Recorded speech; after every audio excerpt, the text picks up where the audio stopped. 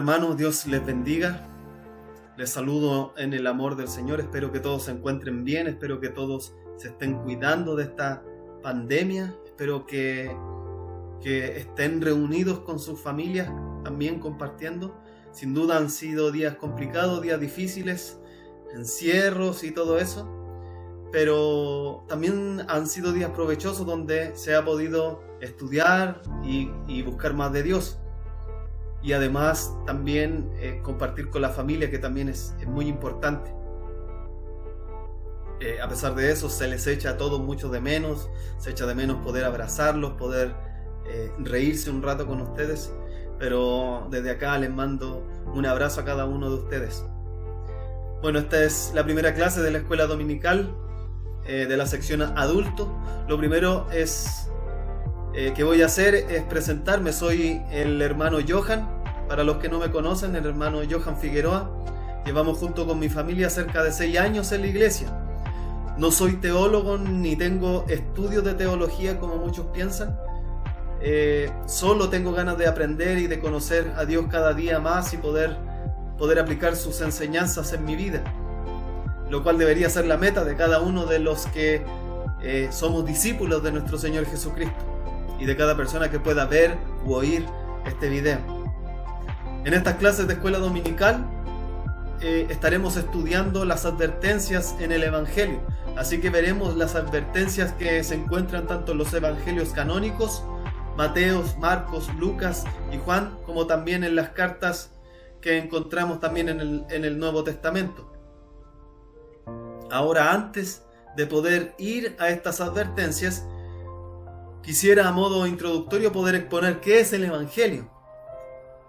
Y luego de eso, al ver algunas pinceladas de los atributos de Dios para que podamos entender mejor estas advertencias. No sé cuántas clases nos tome esto, pero tenemos todo el año para poder estudiarlo. Así que comenzaremos con una oración antes de poder ver qué es el Evangelio. Señor Santo, te damos gracias por esta oportunidad, Señor. Te damos gracias, Señor, por tu bondad y tu inmensa misericordia. Señor, en esta hora estamos reunidos, Señor, de manera remota o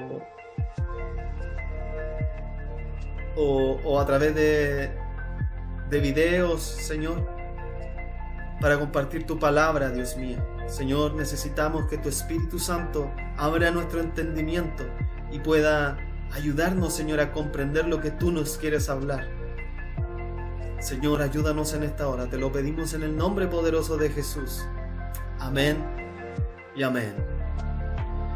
Así que comenzaremos, hermano. ¿Qué es el Evangelio? Espero que esté con su lápiz, su libreta anotando, porque al final del video también vamos a tratar de hacer unas preguntas. Y también, si usted tiene preguntas que hacer, pueda dejarlas por ahí para que podamos responderla en algún momento. Entonces, ¿qué es el Evangelio? El Evangelio es un mensaje objetivo. ¿Qué quiere decir esto de un mensaje objetivo? Que es un mensaje que transmite una información, un hecho tal como ocurre, sin la necesidad de agregar opiniones, sin necesidad de agregar pareceres.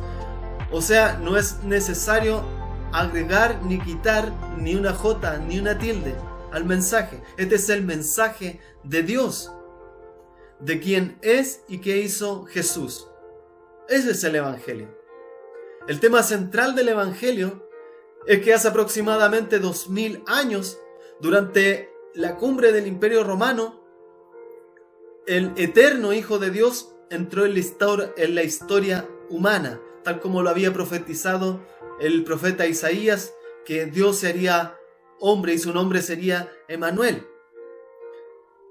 Este Dios hecho hombre fue concebido por el Espíritu Santo en el vientre de una virgen y nació Jesús de esta virgen, María.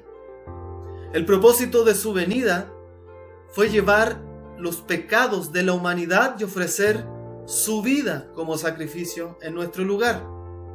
Su muerte en la cruz satisfizo las demandas de la justicia de Dios contra nosotros, una justicia que para el hombre era imposible cumplirla, e hizo posible que Dios perdonara al pecador. La resurrección de Jesús, después de 3 días, demostró que Él es el Hijo de Dios y que su muerte fue aceptada por Dios como pago de nuestros pecados. Ahora el hombre pecador puede ser perdonado de su pecado y reconciliado con Dios y recibir la vida eterna por medio de la fe en la persona y obra de nuestro Señor Jesucristo. Ese es el Evangelio. Ese es el mensaje de Dios, del Evangelio. No hay otro mensaje. Esa es la buena noticia que Dios nos trae. Ahora usted puede pensar que no es necesario volver a escuchar esto, que no es necesario volver a escuchar qué es el Evangelio, puesto que probablemente ya lo he escuchado muchas veces, por quizás muchos años, o quizás usted es la primera vez que lo escucha, pero en los dos casos es muy importante que usted lo pueda escuchar. Es muy importante oírlo cada día. Cada día oír el Evangelio. Es tan importante oírlo y aplicarlo cada día, cada instante de nuestra vida. ¿Para qué? Para morir cada día a uno, para morir cada día a los deseos de cada uno, a la vida de cada uno. Por eso es necesario oír este mensaje. El apóstol Pablo le dice a la iglesia de Corinto, en la primera carta a los Corintios, en el capítulo 15, en el versículo 3 y 4, él dice: porque primeramente os he enseñado lo que asimismo recibí. ¿Qué cosa? Dice el apóstol: que Cristo murió por nuestros pecados, conforme a las Escrituras, que fue sepultado y que resucitó al tercer día, conforme a las Escrituras. El apóstol les dice a los corintios primeramente, porque lo primero que usted debe aprender es quién y qué hizo Jesús. Lo que usted debe aprender primeramente es qué es el Evangelio. Ese es el fundamento, esa debe ser la piedra angular. El fundamento de su fe debe ser Jesucristo. Si usted se encuentra pensando en la necesidad de comenzar a discipularse o a discipular también, debe tener claro entonces que lo primero que debe aprender o conocer o enseñar, en el caso de los que discipulen, es quién y qué hizo Jesús. Debe saber qué es el Evangelio, cuál es el mensaje de Dios. Y debe tener claro que este Evangelio, que esta buena noticia es el cumplimiento de las promesas de Dios que encontramos en todas las Escrituras. Por eso el apóstol recalca: conforme a las Escrituras. Se lo dice también a los romanos en el capítulo 1, en el versículo 1 al 4, él dice: Pablo, siervo de Jesucristo, llamado a ser apóstol, apartado para el Evangelio de Dios, que él había prometido antes por sus profetas. ¿Dónde? En las Santas Escrituras. ¿Y de qué se trataba estas promesas? Acerca de su Hijo, nuestro Señor Jesucristo, que era del linaje de David según la carne, y que fue declarado Hijo de Dios con poder según el Espíritu de Santidad, por la resurrección de entre los muertos, y por quien recibimos la gracia y el apostolado para la obediencia a la fe en todas las naciones por amor de su nombre. Entonces encontramos en todas las Escrituras estas promesas. Jesucristo no solamente era del linaje de David. Si usted puede leer el primer capítulo, los primeros versículos del Evangelio de Mateo, puede ver que también venía del linaje de Abraham. Y Abraham tenía la promesa de que por medio de su linaje iban a ser benditas todas las naciones. Entonces, la bendición para todas estas naciones era nuestro Señor Jesucristo.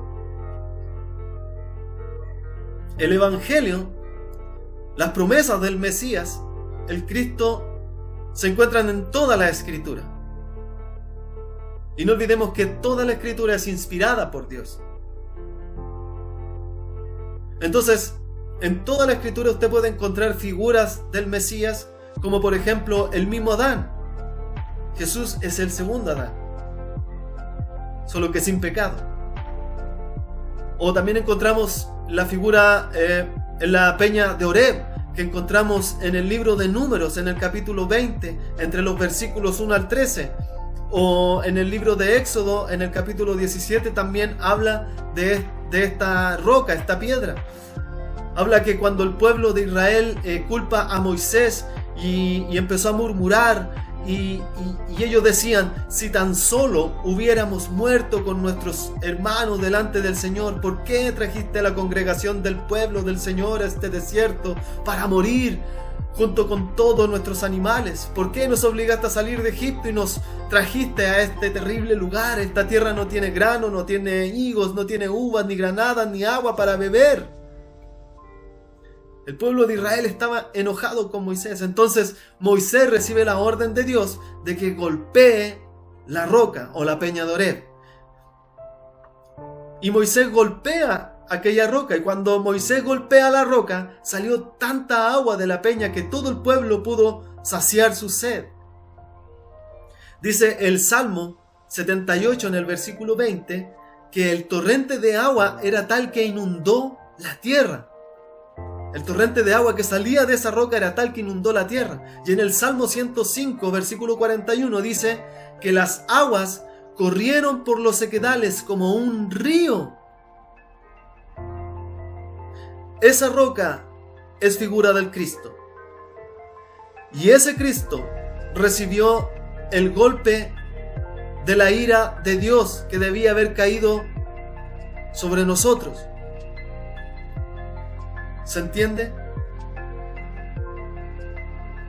Con la misma fuerza que Moisés golpeó esa roca, fue con la misma fuerza que Dios golpeó a Jesús mientras estaba en la cruz. El castigo que nosotros merecíamos lo recibió Jesucristo para salvarnos. Cuando Cristo estaba en la cruz, dice en el Evangelio de Juan que uno de los soldados le abrió el costado con una lanza y al instante salió sangre y agua. Esto se encuentra en el Evangelio de Juan, en el capítulo 19, versículo 34. Esta agua y esta sangre es la que nos limpia de todo pecado. Y esta misma agua está corriendo como un río todavía por todos los sequedales del mundo.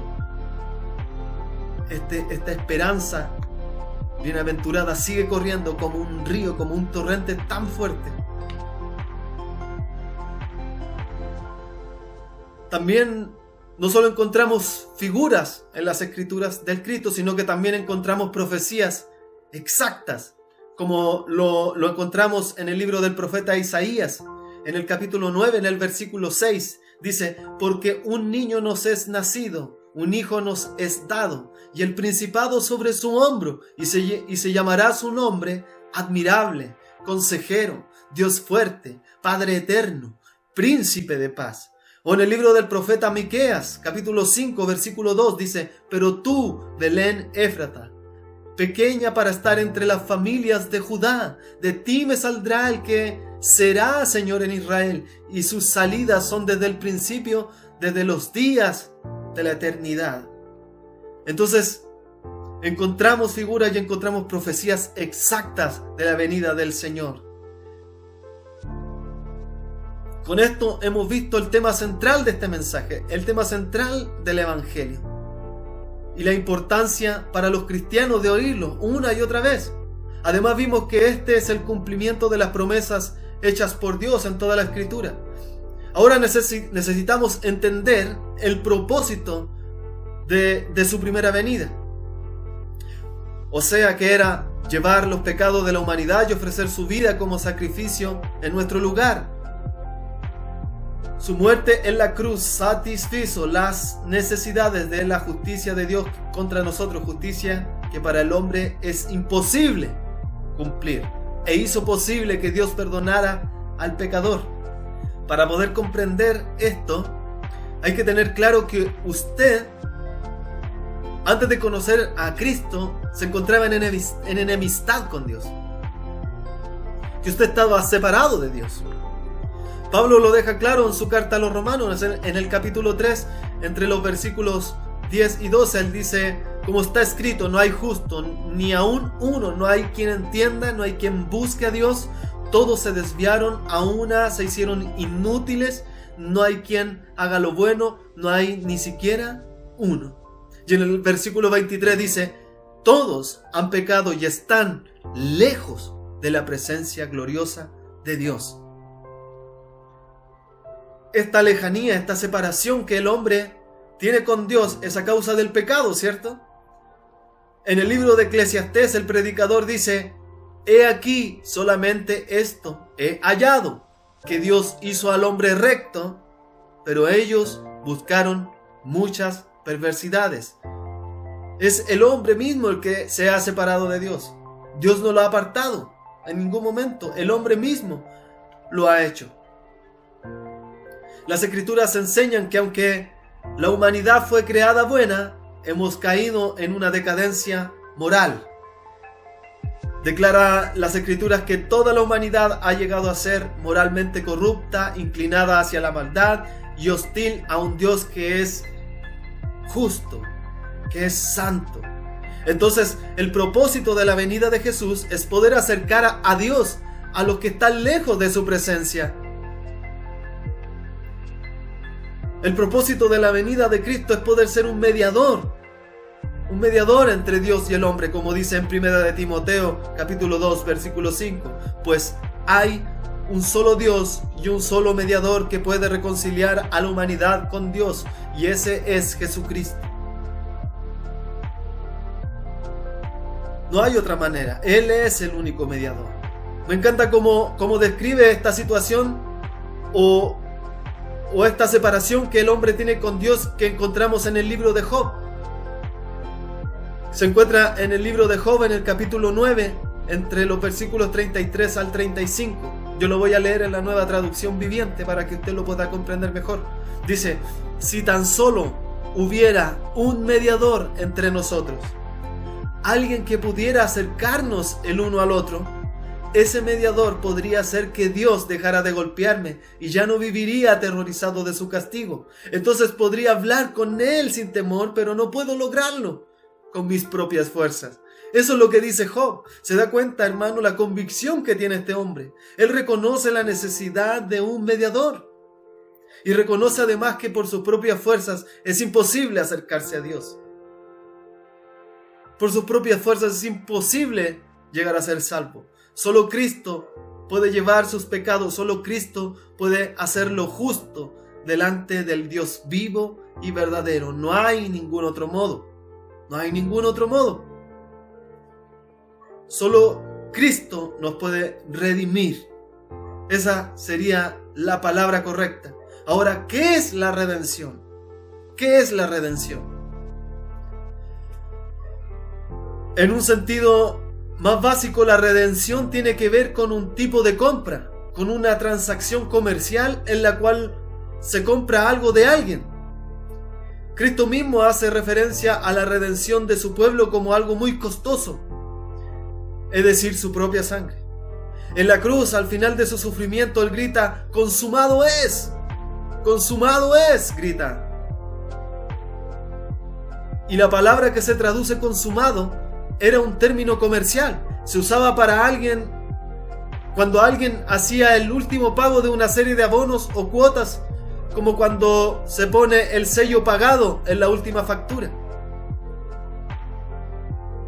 Como cuando usted paga la última letra de algo que haya comprado y le llega un certificado de que usted pagó todo.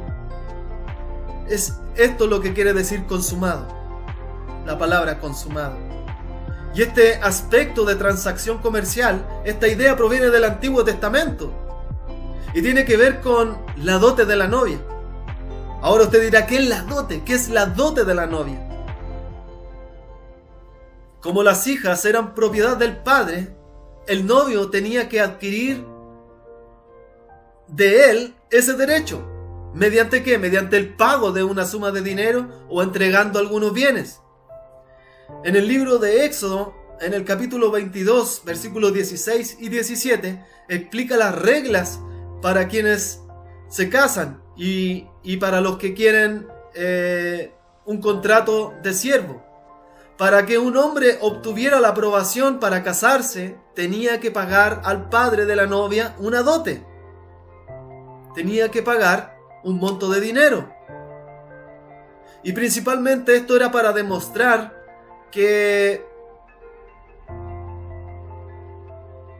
el novio tenía los recursos para proveer las necesidades de la novia o para proveer a la descendencia que resultara de esa unión. Del mismo modo, cuando alguien se vendía a sí mismo como esclavo para pagar una deuda y ya traía esposa e hijo cuando comenzó su contrato, en el momento de su liberación podía llevarse a su esposa e hijas con él. Sin embargo, si entraba soltero a la condición de esclavo y se casaba con otra esclava, tenían hijos durante la esclavitud, no podía llevarse a la esposa e hijos en el momento de su liberación. No podía. Debía pagar un monto de dinero. La ley no tenía la intención de ser cruel, sino que debía asegurar que fuera pagado el precio de la novia. Debía asegurar de que esta novia no iba a pasar penurias. Como cualquier padre, es lo que desea. El padre de alguna, si usted es padre de alguna niña, me imagino que usted desea eso para su hija. De que no tenga que estar pasando penurias. Pero el significado teológico, podríamos decir, es que Cristo tiene una novia, ¿cierto? Que es la iglesia. Y el Nuevo Testamento, en su enseñanza sobre la expiación, afirma que Cristo ha pagado la dote por su novia. Él pagó el precio de la novia. Del mismo modo, no solo pagó el precio de la novia, sino que también pagó el precio para redimir a los esclavos. El apóstol Pablo dice: ¿o no saben que su cuerpo es templo del Espíritu Santo que mora en ustedes, el cual tienen de Dios y que no son de ustedes? Pues han sido comprados por precio. Dice en el capítulo, en la primera carta a los Corintios, en el capítulo 6, versículos 19 y 20. La versión Nueva Biblia Viva dice en ese versículo 20: porque Dios nos compró a gran precio. A gran precio nos ha comprado Dios. El precio de su Hijo. Ahora que podemos entender un poco de qué se trata la redención, este concepto, veremos qué quiere decir o qué significa que Cristo llevó nuestros pecados, o cómo se usa en el lenguaje del Antiguo Testamento la expiación. La expiación. En el Antiguo Testamento vemos el concepto de expiación en Israel llevado a cabo por medio de un complejo sistema de sacrificios. En el día de expiación, una vez al año, estaban involucrados varios animales, como lo detalla el libro de Levíticos en el capítulo 16. Ahí usted puede encontrar toda esta ceremonia de expiación. Después que un sumo sacerdote sacrificaba un toro para expiar sus propios pecados, se traía 2 chivos y se echaban suerte sobre ellos. El procedimiento con uno de los chivos nos da el concepto de chivo expiatorio. El sumo sacerdote ponía sus manos sobre la cabeza del chivo, simbolizando así la transferencia o la imputación de los pecados del pueblo al chivo. Luego el chivo era liberado al desierto, fuera de la presencia de la bendición de Dios. Este chivo llevaba los pecados de todo el pueblo y los alejaba hacia el desierto. Pero eso era solo una parte de la expiación. La otra parte era el sacrificio del segundo chivo. La sangre del segundo chivo o macho cabrío se rociaba sobre el propiciatorio, que era la tapa del arca del pacto. El propiciatorio era llamado cubierta de la expiación, porque la sangre rociada ahí indicaba el medio por el cual eran expiados los pecados del pueblo y el pueblo era reconciliado con Dios. De esa manera el pueblo era reconciliado con Dios. El salmista usaba este lenguaje, decía: tan lejos como está el oriente del occidente, así hizo alejar de nosotros nuestras rebeliones. Lo dice en el Salmo 103, versículo 12. Y quiere decir que este chivo que se iba lejos de la presencia de Dios, llevaba todas nuestras rebeliones. En el Nuevo Testamento se nos recuerda que esos animales sustitutos que se usaban el día de la expiación eran solo sombras de una realidad que vendría después. En la carta a los Hebreos dice en el capítulo 10, versículos 1 al 4, dice: porque la ley, teniendo la sombra de los bienes venideros y no la forma misma de estas realidades, nunca puede, escucha hermano, nunca puede, por medio de los mismos sacrificios que se ofrecen continuamente de año en año, hacer perfectos a los que se acercan. De otra manera, no habrían dejado de ser ofrecidos. Porque los que ofrecen este culto, una vez purificados, ya no tendrían más conciencia de pecados. Sin embargo, cada año se hace memoria de los pecados con estos sacrificios, porque la sangre de los toros y de los machos cabríos no puede quitar los pecados. No pueden quitar los pecados. Solamente la sangre del Cordero Santo puede limpiar los pecados de cada uno de nosotros. El valor de estos sacrificios expiatorios en el Antiguo Testamento estaban en la manera en que dramatizaban la expiación auténtica que habría de venir. Eran la figura de lo que Cristo iba a hacer realmente. En otras palabras, la gente era justificada por creer en la promesa de Dios, por ver esos ritos como sombra de una realidad futura. Recibirán la expiación real solo por medio de Cristo, porque en la realidad nuestros pecados no son transferidos a un chivo, sino a Cristo. Él es el Cordero de Dios. Él tomó nuestra culpa sobre sí mismo. Él se hizo portador del pecado y así cumplió las profecías relacionadas con el siervo del Señor, que se encuentran en Isaías capítulo 53. Pero Él fue herido por nuestras transgresiones, molido por nuestros pecados. El castigo que nos trajo paz fue sobre Él, y por sus heridas fuimos nosotros sanados. Es eso de lo que se trata la expiación. Ahora, al hablar de expiación, no puedo dejar de hablar sobre la propiciación. Hablamos del propiciatorio. No puedo dejar de hablar de la propiciación. La propiciación es el acto en el cual la justa ira de Dios queda apaciguada y se satisface su justicia. La obligación moral que debemos por nuestros pecados ha sido pagada a Dios, quien así queda satisfecho. Ya no está enojado con nosotros.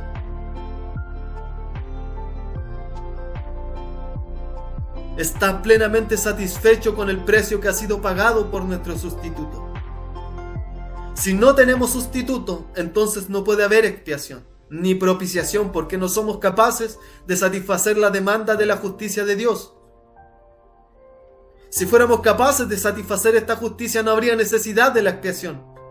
Pero ya que no podemos pagar nuestra deuda moral, tenemos la necesidad absoluta de un sustituto. En este caso, Jesucristo ha sido nuestro sustituto. En resumen, la expiación es el acto que resulta en el cambio de la disposición de Dios para con nosotros. Es lo que Cristo hizo en la cruz, y el resultado del trabajo de la expiación de Cristo es la propiciación. La ira de Dios es removida. La distinción es la misma que existe entre el rescate que se paga y la actitud de la persona que recibe el rescate. ¿Se entiende? Espero que les hayan quedado claros estos conceptos. Y con esto cerramos nuestra primera clase de escuela dominical. Y en la próxima clase seguiremos viendo algunos conceptos más sobre el Evangelio, como la resurrección de Cristo, como el verdadero arrepentimiento y cómo Jesús confirma que Él es Dios. Espero que les haya sido de bendición, que Dios haya hablado a sus vidas y que les haya sido de edificación a cada uno de ustedes, hermanos. Que Dios les bendiga, que Dios los guarde, que su mano poderosa esté cubriéndolos a cada uno de ustedes, que cada uno de ustedes puedan habitar bajo la sombra del Omnipotente, y que ustedes también puedan escudriñar las Escrituras como lo hicieron los de Berea, que escudriñaban las Escrituras y podían estudiar todo lo que se les enseñaba. Que Dios les bendiga, hermano.